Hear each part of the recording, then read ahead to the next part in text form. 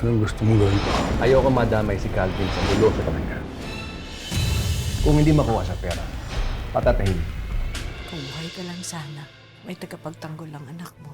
Sana hindi ka namatay ng maaga. Ito yung mga oras na hinihiling ko. Nagkaroon pa ako ng isang anak.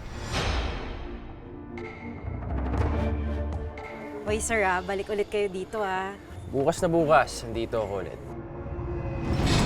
Sa pagsabog ng malaking sikreto, hindi ko inakalang babago ang takbo ng mundo ko.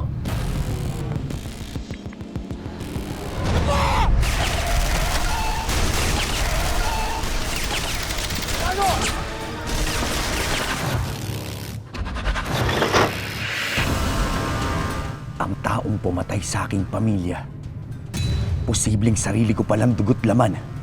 Ginawa ko lang ho kung anong tama, sir. Utang ko sa'yo ang buhay ko. Tanggapin mo to. Hindi rin ho lahat ng bagay ay may katumbas na halaga. Hindi ba si Alma yun? Katibayan. Sa Cebu pinanganak si Elias. Kung saan kami nagkakilala ni Alma. Paano kung totoong may kapatid ka talaga? Kung totoo man na meron akong kapatid, papatayin ko yon. Sa daan tungo sa katotohanan at katarungan, magsisimula ang bagong kabanata. Walang ibang pwedeng maging tagapagmana ng Golden Scorpion. Sana importante yan sasabihin mo sa akin. Nalulugi na kasi yung umpanya ng pehero.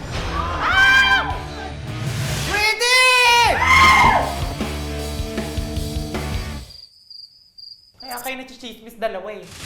Yan yung banina kilala ko. Isipin mo lagi, para kanino mo ito ginagawa. Naku ba, maganda na nga yung walang alam si Paeng. Kasi delikado yun pag nalaman ng sindikato na ang best friend niya ay si Black Rider.